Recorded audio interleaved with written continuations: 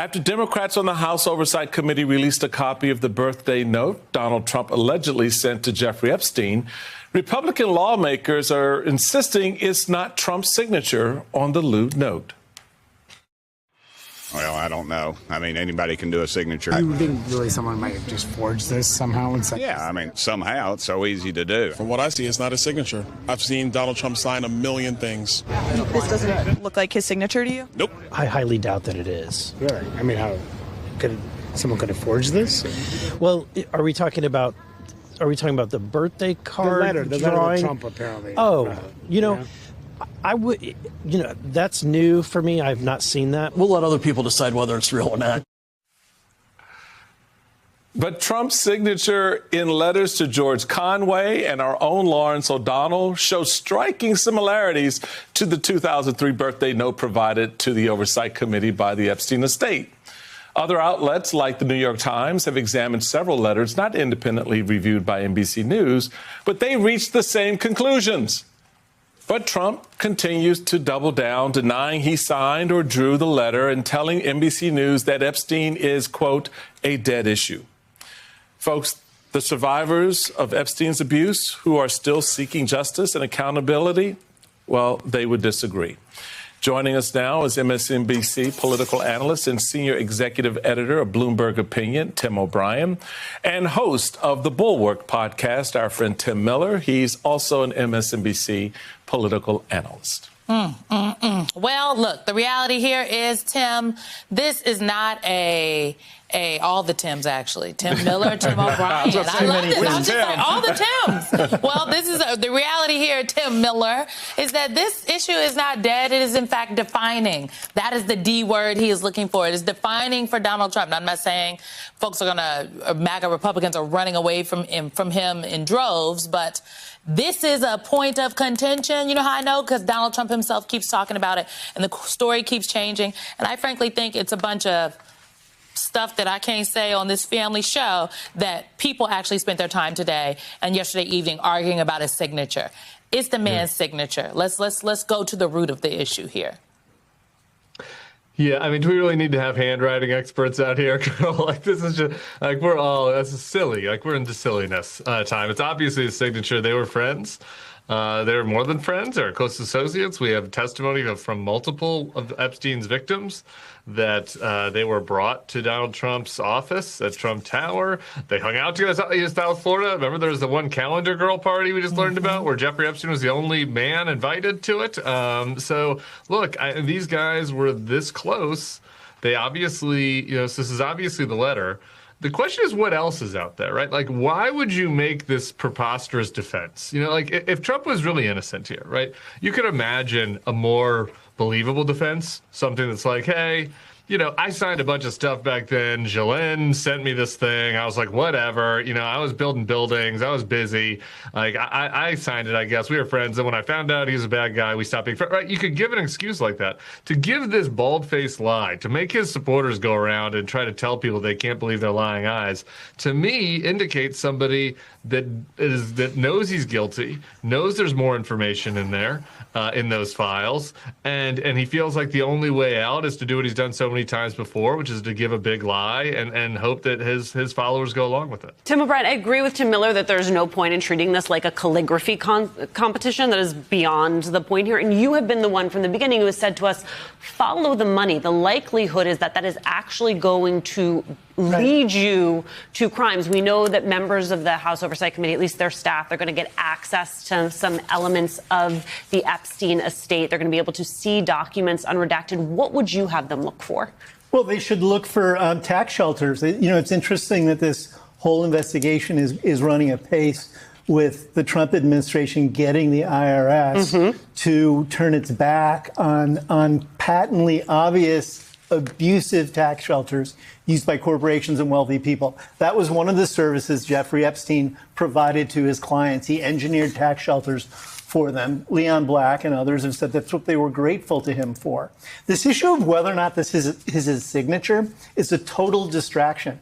The issue is whether or not he had a relationship with Epstein, and the letter establishes that. The Wall Street Journal, when they first covered this, didn't say current trajectory it was raises necessarily concern. his signature. They simply said he sent the letter to Epstein. and so aggressive why did he have a enforcement relationship with tactics, Epstein, such as and why deploying isn't he masked willing to agents come or National more- Guard become units more to public transparent spaces, and bring more risk things out in the alienating open the about moderate why that voters who are relationship crucial in competitive continued races. to exist. While He these told me, actions Trump may told me energize himself in certain Palm segments Beach of the that base, they were good they are friends. He took increasingly me on the seen tour as of a pushing house in away Palm Beach independence. that he, Media that he outlets and won in the editorial bidding war pages have against seized on Jeffrey Epstein, incidents like the but California told me in event to 2005, criticize we're what they still describe friends. as He's mad he lost the authoritarian bidding war, overreach, but we're still further friends. amplifying I democratic suspect the messaging. biggest thing that Democrats, Trump is afraid of meanwhile, in all of face a this strategic is dilemma our in financial responding to shell these games developments. and services Some that- advocate that for bold, Epstein provided for confrontational Trump measures, that Trump viewing the doesn't wanna current get out into the moment as a wild. critical opportunity to Ms. challenge Miller, executive picking up where actions. Tim just The left California off, governor financial described the shell game. situation Yes, it as is- a break it is the a glass financial moment, shell game suggesting a need with for the pedophile. All right,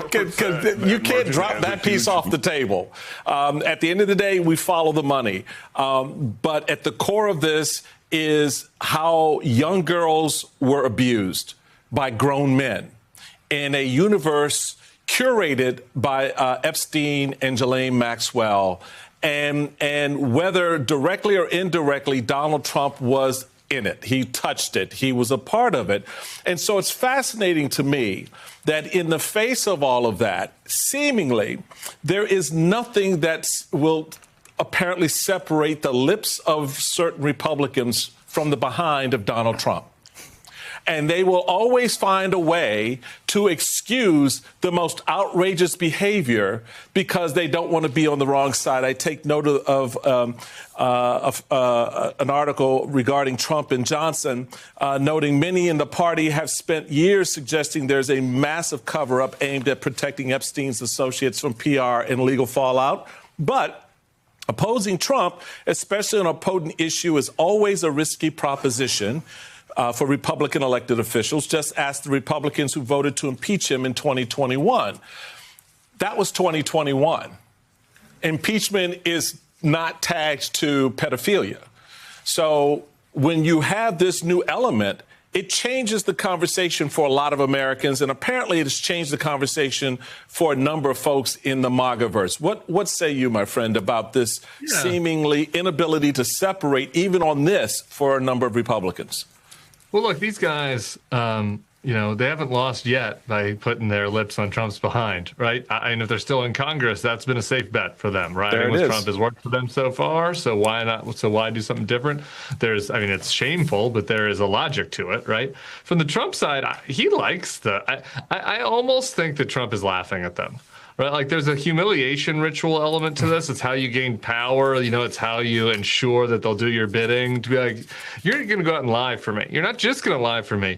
You're going to tell the most preposterous lie imaginable to protect me from my relationship with the country's probably most notorious child sex trafficker. Like, that's what you're going to do. You're going to have to go out there and humiliate yourself and embarrass yourself in my defense, and that's how I keep you in my good graces. So I think it's kind of as simple as that. I wish it was more complicated. It is not more complicated. I should note that I know that there are people out there that are like, oh, y'all still talking about Jeffrey Epstein? Yes, because this story should matter for every single American. Jeffrey Epstein's crimes were real. The survivors of he and Ghislaine Maxwell's abuse are also real. But I think that this whole thing, for me, the question on the table now is if Donald Trump will lie about this very small thing like his signature, right? If he will make a mountain out of a molehill over, if there's no there, why not put it to bed? If he'll lie about this, how can the people that say that hang on every word that the president says, how can they believe him when he talks about the economy, Tim O'Brien? How can they believe him when he talks about Social Security, when he says that he's not going to cut their Medicaid and Medicare? How can you believe anything this man says if we can see very clearly that he's going to lie about the smallest things? How can they believe him? That's why we should care about whether the president is telling the truth or not. I don't think they believe him because you can't believe anything he says. They're willing to say they believe him because they believe they're getting political traction and political longevity out of doing it. Mike Johnson, who portrays himself as a Christian and portrays himself as spiritually serious, is carrying Trump's water in almost every circumstance in which he Congressional Republicans are urging the public to disregard evident facts amid growing controversy over a birthday note allegedly sent by former President Donald Trump to the late financier Jeffrey Epstein. Democrats on the House Oversight Committee have released a copy of the 2003 note, which bears what appears to be Trump's distinctive signature, prompting denials from GOP lawmakers who insist it could be a forgery. This development has reignited scrutiny of Trump's long-standing ties to Epstein, a convicted sex offender, and raised questions about potential hidden financial dealings and the broader implications for political accountability. The note in question, provided to committee by the Epstein estate, features a handwritten message wishing Epstein a happy birthday and is signed in a style that matches other verified examples of Trump's handwriting. Comparisons to letters Trump sent to various individuals, including public figures, reveal striking similarities in the bold, angular script and flourishes. Independent analyses by major outlets have corroborated these resemblances, concluding that the signature is authentic. Despite this, Trump has vehemently denied authoring or signing the document, dismissing the entire Epstein saga as a dead issue in statements to reporters. He maintains that any association with Epstein was superficial and ended years ago upon learning of the financier's criminal activities. Republican lawmakers have echoed Trump's skepticism, suggesting the note might have been fabricated. One lawmaker remarked that anybody can do a signature, implying forgery is straightforward, while another claimed familiarity with Trump's autograph from numerous encounters and asserted the note's signature doesn't match. A third expressed doubt, leaving the authenticity for others to decide, but hinting at possible manipulation. This collective denial comes as the Oversight Committee prepares to access unredacted documents from the Epstein estate, potentially shedding light on deeper connections. Analysts argue that the debate over the signature is a distraction from more substantive issues. They point out that Trump and Epstein were not merely acquaintances but close associates, with documented interactions spanning years. Testimony from Epstein's victims indicates that some were introduced to Trump at his New York office, and the two men socialized in South Florida, including at events like a Calendar Girl party where Epstein was reportedly the sole male guest besides Trump. Public records and past statements from Trump himself confirm their friendship. In one instance, Trump described Epstein as a good friend and recounted outbidding him for a Palm Beach property in 2005, noting they remain on amicable terms despite the competition. The insistence on denying the note's authenticity, critics say, suggests Trump may be concealing more damaging information. If the relationship was innocuous, a straightforward acknowledgement, such as admitting to signing the note casually during a busy period, could suffice. Instead, the big lie strategy, where supporters are encouraged to reject observable evidence, mirrors tactics used in other controversies. This approach, analysts contend, indicates awareness of vulnerabilities, possibly involving financial improprieties. Epstein was known for engineering tax shelters for wealthy clients, a service that aligned with the Trump administration's reported leniency toward abusive tax practices by corporations and high-net-worth individuals. Investigators are advised to probe these financial arrangements, including any shelters Epstein may have facilitated for Trump or his associates, as they could reveal illegal activities far beyond social ties. The core of the scandal, however, remains Epstein's network of abuse, which preyed on young girls curated by Epstein and his associate Ghislaine Maxwell. Survivors continue to seek justice and accountability, emphasizing that Epstein's crimes are not a closed chapter. Trump's proximity to this world, whether direct or indirect, underscores the need for transparency. Denials about the note amplify concerns that political loyalty overrides moral considerations, particularly among Republicans who fear repercussions for opposing Trump. Historical precedents, such as the fallout from the 2021 impeachment votes unrelated to Epstein, illustrate the risks. Elected officials who broke ranks face primary challenges and party ostracism. In this case, the association with pedophilia and sex trafficking heightens the stakes, yet many GOP members persist in defending Trump, viewing alignment with him as a path to political survival. This loyalty manifests in public statements that strain credibility. For instance, some Republicans have pivoted to portraying Trump as a helper in Epstein investigations, claiming he provided testimony to authorities. This narrative echoes Trump's early dealings in Atlantic City, where he approached the FBI about organized crime and casino industry while partnering with figures linked to the mob. Such claims are met with skepticism, as they appear designed to reframe Trump's role from participant to whistleblower.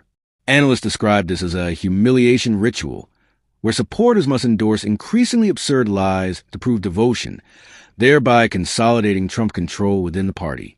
The broader ramifications extend to public trust in leadership. If Trump and his allies are willing to fabricate doubts about something as verifiable as a signature, how can citizens rely on assurances regarding critical policies? Promises on economic stability, Social Security preservation, Medicare protections, and Medicaid funding come under scrutiny when foundational honesty is absent. Supporters may not genuinely believe every claim, but tolerate inconsistencies for perceived political gains, such as maintaining power or advancing agendas. This dynamic erodes democratic norms, where facts are subordinated to allegiance. As the House Oversight Committee delves into Epstein's estate documents, the focus should remain on uncovering truths rather than peripheral debates. Tax records, client lists, and correspondence could illuminate the extent of Trump's involvement, potentially exposing shell games that blended financial advisory with exploitative networks. For survivors, this isn't about partisan scoring, but ensuring accountability for abuses that scarred lives. The controversy serves as a reminder that associations with figures like Epstein demand full disclosure, especially from those seeking or holding high office. In a polarized political landscape, the Epstein-Trump connection tests the boundaries of party unity. Republicans' reluctance to distance themselves, even amid allegations tied to child exploitation, highlights a calculus where electoral viability trumps ethical imperatives. Meanwhile, Democrats leverage the release to underscore patterns of denial and deflection. The note, though a small artifact, symbolizes larger questions. What else lurks in sealed files? Why the fervent resistance to transparency? As investigations proceed, the American public watches, weighing the cost of blind loyalty against the pursuit of